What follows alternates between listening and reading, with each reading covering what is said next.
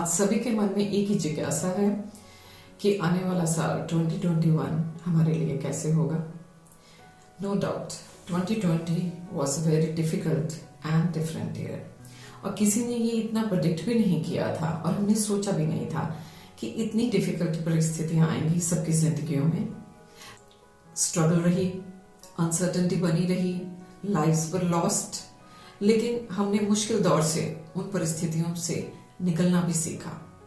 तो now the time has come to say goodbye to 2020 and welcome 2021। आज के video में आने वाला साल आपके लिए क्या अपॉर्चुनिटीज एंड उम्मीदें लेके आया है, इसी की चर्चा करेंगे। सबसे पहले देखते हैं कि 1 जनवरी को प्लैनेटरी पोजीशंस क्या होंगी। मून अपनी ही राशि कर्क में होगा, मंगल अपनी ही राशि मेष यानी कि एरीज में होगा, सैटर्न एंड जुपिटर का कॉम्बिनेशन कैप्रिकॉर्न राशि में होगा, सूर्य एंड मरकरी सैजिटेरियस में होंगे धनु राशि में, वीनस एंड केतु स्कॉर्पियो में होंगे, और जो राहु है वो टॉरस राशि में होगा।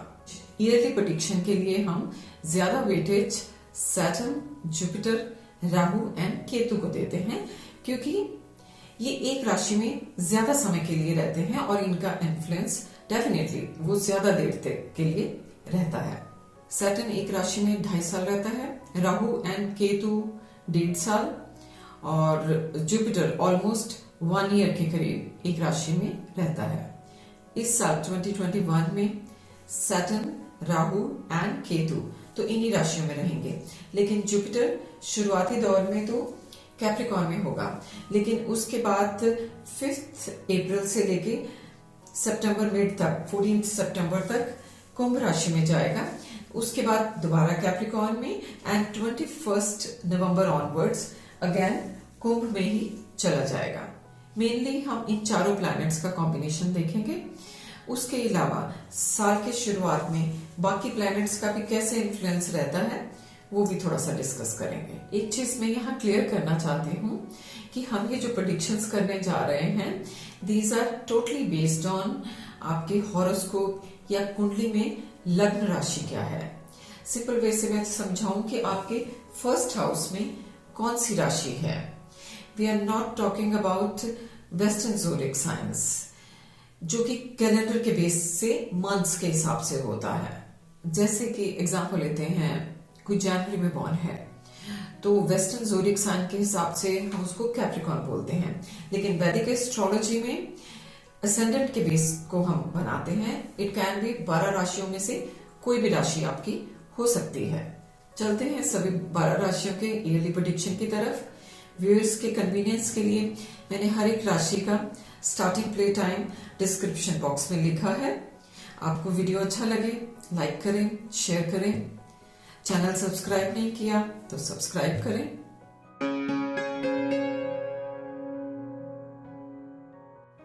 नमस्कार, आप सबका स्वागत है एस्ट्रोलॉजी फॉर ऑल पर। शुरुआत करते हैं मेष राशि से यानी कि एरीज से। इनके फर्स्ट हाउस में ही मंगल है, जनवरी एंड फरवरी। तो शुरुआत के महीनों में आप में ऊर्जा बनी रहेगी, you will B so energetic.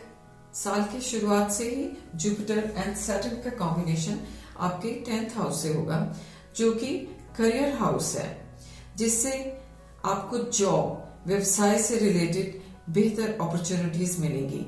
इस साल आप एक अच्छा बेस बना सकते हैं, आप खूब मेहनत करेंगे, प्लस एक्सपीरियंस भी गेन करेंगे। आप जितनी मेहनत करेंगे, कर्म करते चले जाएंगे, उतनी ही आपको सक्सेस एंड गेन मिलेगा। 5 अप्रैल से Jupiter will be going in 11th house. इससे जो आपने मेहनत अब तक की थी उसी से आपको फाइनेंशियल गेन मिलेगा।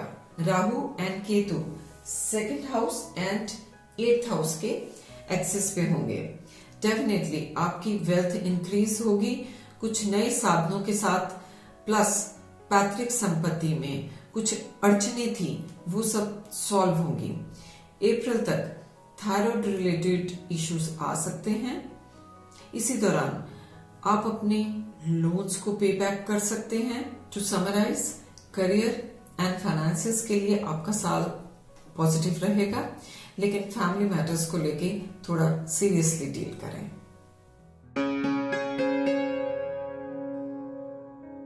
वृश्चिक लगन यानी कि टॉरस राशि वालों के लिए आपके जुपिटर एंड सैटर्न का कॉम्बिनेशन आपके 9th हाउस में होगा, जो कि भाग्य का घर है। और अगर इसमें सैटर्न है तो आपको इस साल मेहनत करनी पड़ेगी। आप जितनी मेहनत करेंगे उतना आपका भाग्य बढ़ेगा। अगर आप शुरू के 3 मंथ्स में अच्छे से मेहनत करते हैं तो जुपिटर जब 10th हाउस में जाएगा तो आपको करियर से रिलेटेड खूब एक्सपेंशन मिलेगी। एक नए लेवल की ऊंचाई तक आप पहुंच सकते हैं। आपकी लॉन्ग डिस्टेंस ट्रैवल होंगी। हाई स्टडीज के लिए बेस्ट टाइम है। MBA, PhD, फॉरेन में अप्लाई कर रहे हैं तो this is the best time. Plus आध्यात्मिक चिंतन का भी टाइम है। Rahu and Ketu will be in 1st house and 7th house के एक्सिस पे होंगे। तो इस साल आप भावुकता से कोई डिसीजन ना लें, एक्सपीरियंस को जरूर ध्यान में रख के लें। पार्टनर यानी कि लाइफ पार्टनर या बिजनेस पार्टनर के साथ avoid any sort of misunderstanding. Mature होकर आगे चलें। अगर पिछले साल आपको नर्व से रिलेटेड इश्यूज थे so those will be over this year. इस साल वेट गेन का ध्यान रखें। One more thing, Jupiter will be looking at your 5th house 9वीं दृष्टि से देखेंगे अप्रैल तक, और फिर उसके बाद 14 सितंबर से लेके मिड नवंबर तक। तो उस दौरान आपको संतान से रिलेटेड सुख की प्राप्ति हो सकती है या कोई गुड न्यूज आ सकती है। संक्षिप्त में हम कह सकते हैं कि ये साल आपके लिए बहुत अच्छा भाग्य लेके आया है, लेकिन आप अपनी अपॉर्चुनिटीज को किसी तरीके से वेस्ट ना होने दें, अच्छे से मेहनत करें। और दूसरा, पार्टनर के साथ किसी तरीके की मिसअंडरस्टैंडिंग ना बनाएं।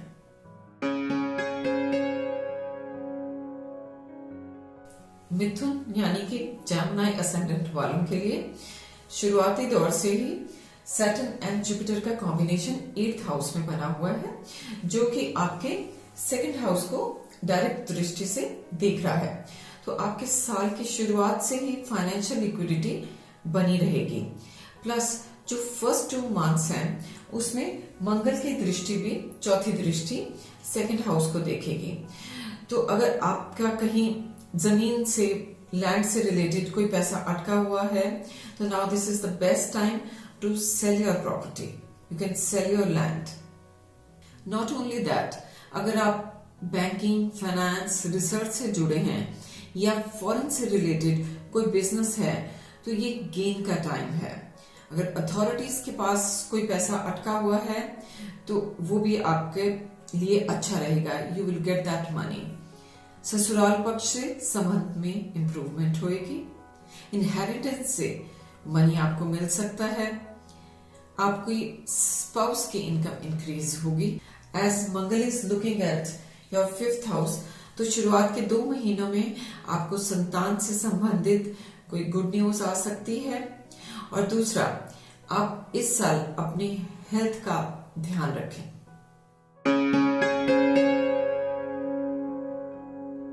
चलते हैं कर्क राशि यानी कि कैंसर असेंडेंट की तरफ। आपके फर्स्ट डे में चंद्रमा आपके 1st हाउस में होगा। That will make you emotional. उसके बाद जुपिटर एंड सैटर्न का combination will be there in your 7th house. 7th house is about partnership, जीवन साथी, relationship. Partnership can be life partner also और बिजनेस पार्टनर ऑल्सो।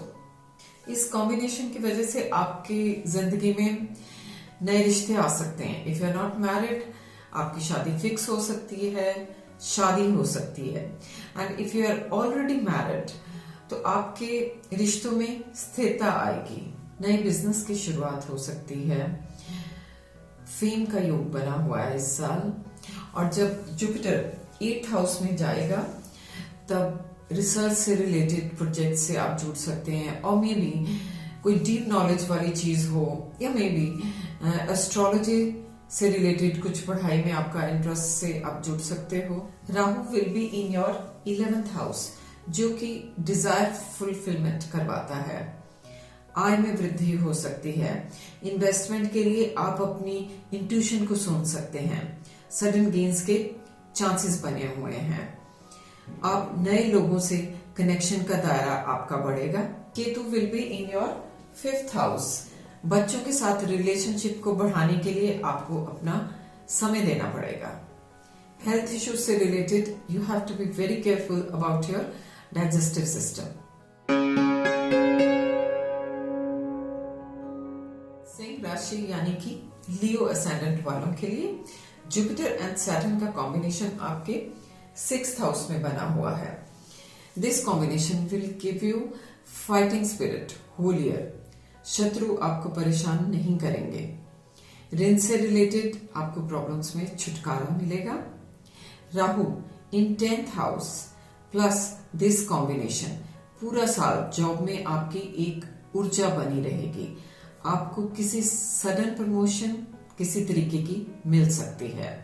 कोई leadership role मिल सकता है। Mangal will be in your 9th house, जिसकी की 8वीं दृष्टि आपके 4th हाउस पे जाएगी। तो फर्स्ट 2 मंथ्स में अगर आपका कोई हाउस से रिलेटेड कोई ड्रीम्स हैं, you want to buy some property, घर या कोई फ्लैट कुछ खरीदना चाहते हैं, तो this is the best time for you. और एक और चीज, मंगल की डायरेक्ट दृष्टि आपके 3rd हाउस पे है, जिसके कारण आप छोटे बहन भाई और फ्रेंड्स के रिश्तों को लेके आप थोड़ा केयरफुल रहें, उनके साथ अंडरस्टैंडिंग बना के चलें। कोर्ट कचहरी से रिलेटेड प्रॉब्लम्स इस साल सॉल्व होंगी। अगर आपको कोई फॉरेन से रिलेटेड वीजा है या पीआर इश्यूज हैं, तो उनको भी सॉल्व होने का टाइम है। केतु आपके 4th हाउस में है, जो कि आपको घर से दूर रह के मेहनत करवाएगा।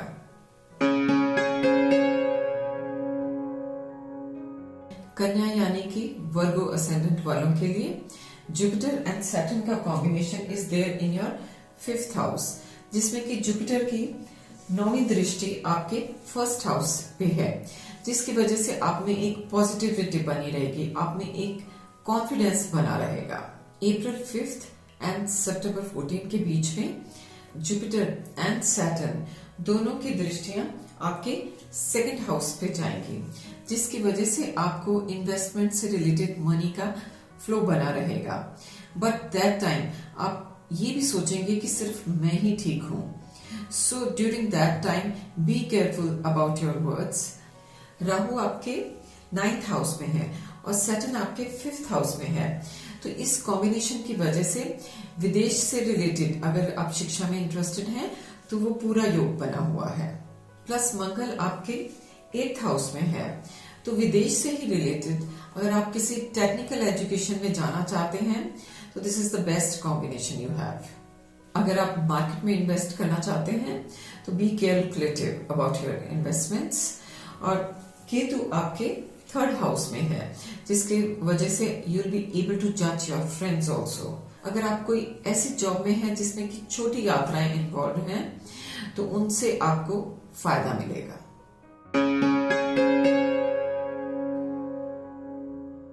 तुला राशि मीन्स लिब्रा असेंडेंट वालों की बात करें, तो उनके शुरुआती 2 महीने में Mangal will be there in your 7th house, जिसकी डायरेक्ट दृष्टि आपके 1st हाउस पे होगी, जिसकी वजह से आपकी सोच में एक एनर्जी बनी रहेगी।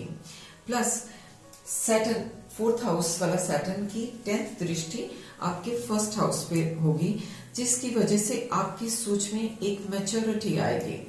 आप डिसीजंस लेने में टाइम से संभल के सोच विचार करके ही डिसीजंस लेंगे इस साल। जुपिटर एंड सैटर्न का combination will be there in your 4th house. आपके लैंड से रिलेटेड कोई भी इश्यूज हैं, वो आप क्लियर कर सकते हैं।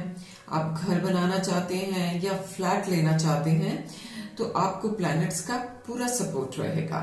आप पूरी जिम्मेवारियों के साथ मेहनत से अपना घर बनाएंगे। अगर आप पर कुछ पुराने लोन्स हैं और आप अपनी लैंड बेचना चाहते हैं, तो this is the best time to sell your land and clear all your loans. Rahu आपके 8th हाउस में है और इस पे जुपिटर की 5वीं दृष्टि पड़ रही है। तो विदेश से संबंधित आपके कोई भी पेंडिंग वर्क है तो आप उनके बारे में डिसीजंस ले सकते हैं। और आपका ससुराल पक्ष के साथ भी अच्छे संबंध बनेंगे इस साल। केतु आपके 2nd हाउस में होगा, जिससे आपको मनी सेविंग की आदत बनेगी। बट अपनी स्पीच पर, अपनी वाणी पे आप कंट्रोल रखें। Try not to speak negative words. आपको नर्व्स या स्किन से रिलेटेड प्रॉब्लम्स आ सकती है, उस चीज के बारे में आप जरूर ध्यान रखें।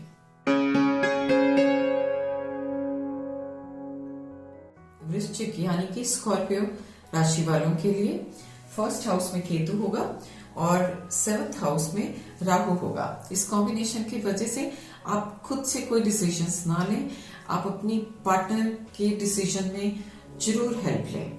इससे आपको फायदा मिलेगा, आपको फेम भी मिलेगा and you will be confident throughout this year.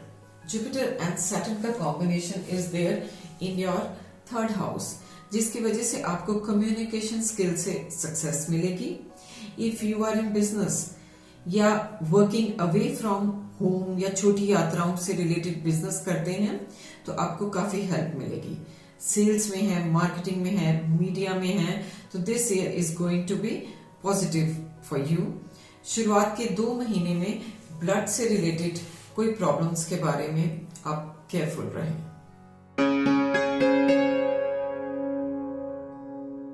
धनु राशि यानी कि सैजिटेरियस असेंडेंट वालों के लिए जुपिटर एंड सैटर्न का कॉम्बिनेशन आपके 2nd हाउस में होगा, जिसकी वजह से आप फाइनेंस से रिलेटेड कंसर्न्स आपके जो भी हैं वो मजबूती आएगी उनमें।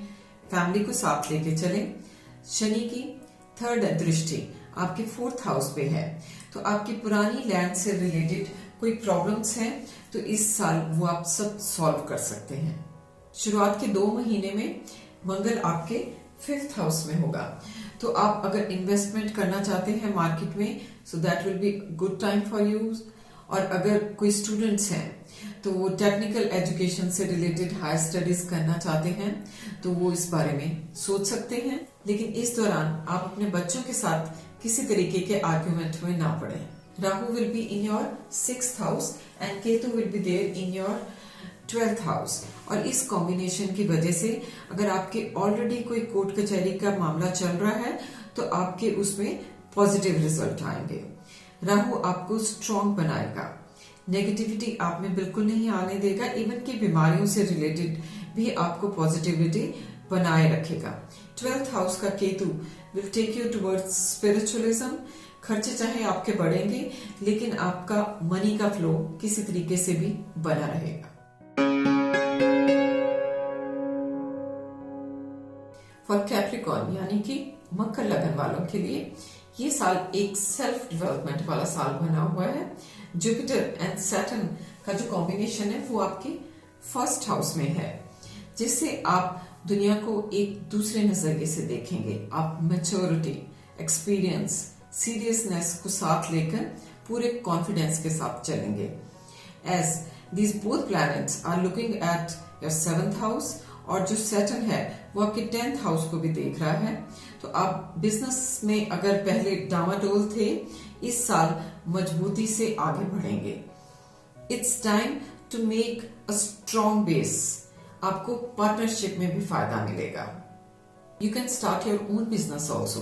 राहु आपके 5th हाउस में होंगे, जिसकी वजह से आपको इनिशियल मंथ्स में इन्वेस्टमेंट में सडन गेन मिलेगा। 2 महीनों के बाद मार्च के महीने में मार्स भी राहु के साथ आएगा। उस दौरान वो आपको ओवर कॉन्फिडेंस देगा, लेकिन उस टाइम आप निवेश ना करें, थोड़ा रुक कर फिर आगे दोबारा इन्वेस्टमेंट्स में जाएं। लेकिन वो समय आपके क्रिएटिव फील्ड के लिए बहुत अच्छा रहेगा। अगर आप बिजनेस में भी किसी क्रिएटिव फील्ड से रिलेटेड जुड़े हुए हैं, कला के क्षेत्र से जुड़े हुए हैं, तो वो समय आपकी फेम का टाइम है। स्टूडेंट्स को अपनी पढ़ाई में एफर्ट करके फोकस करना पड़ेगा। और Ketu will be there in your 11th house. आपके ओल्ड फ्रेंड्स या बड़े भाई बहनों के साथ कुछ डिसएग्रीमेंट हो सकता है, लेकिन you will be able to handle it with your maturity. और साल के शुरुआत के महीनों में आपको कुछ बोन से रिलेटेड प्रॉब्लम्स आ सकती हैं। कुंभ राशि एक्वेरियस असेंडेंट वालों के लिए इस साल जुपिटर एंड सैटर्न का कॉम्बिनेशन आपके 12th हाउस में बना हुआ है।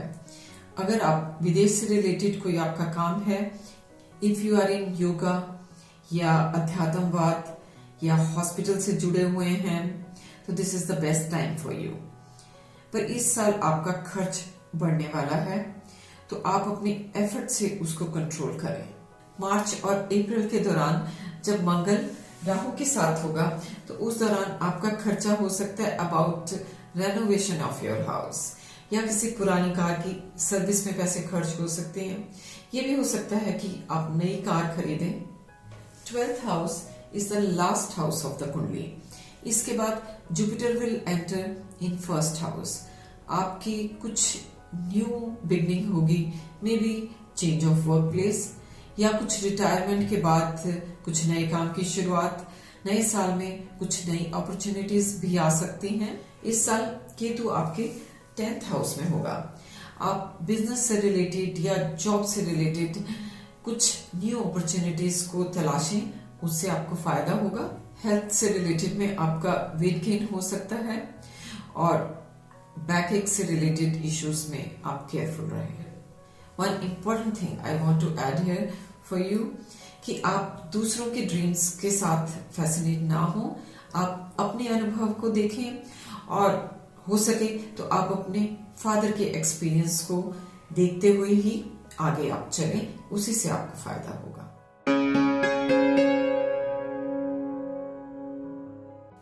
लास्ट राशि इज मीन, यानी कि पाइसेस। पाइसेस राशि वालों के लिए ये साल बहुत अच्छा जाने वाला है। It's year of gains for them. इस दौरान आपके बहुत सारे नए संबंध बनेंगे, बहुत सारे ग्रुप्स के साथ आपके कनेक्शंस बनेंगे। आपके बड़े भाई बहनों के साथ भी आपके बहुत संबंधों में इम्प्रूवमेंट होगी, अच्छे संबंध बनेंगे। आपकी ड्रीम्स फुलफिल होने का या आगे बढ़ने का this is the best time for you. 22 फरवरी से लेकर 13 अप्रैल के बीच में जब मंगल राहु के साथ होंगे, तो छोटे बहन भाइयों के साथ या अपने फ्रेंड्स के साथ कन्फ्लिक्ट को अवॉइड करें। राहु आपके 3rd हाउस में होंगे, यानी कि पराक्रम हाउस में, और जुपिटर की भी 5th दृष्टि अप्रैल तक इसी हाउस पे होगी। तो उस दौरान आपको डिसीजंस लेने में खुद सक्षम होंगे, but you must control your communication skills. Temperament lose नहीं करना। Be calm for sales and marketing. अप्रैल 5th से लेके 14 सितंबर के बीच Jupiter will be there in your 12th house. विदेश से संबंधित, ओवरसीज से रिलेटेड फायदे बने हुए हैं। संतान पक्ष से भी सुख बना हुआ है। Good year for investments. आप आराम से मार्केट में निवेश कर सकते हैं। आपने जो अब तक की पढ़ाई की है उसको यूज करने का टाइम आया है, उससे आप बेनिफिट ले सकते हैं। सैटर्न की 10th दृष्टि will be there on your 8th house.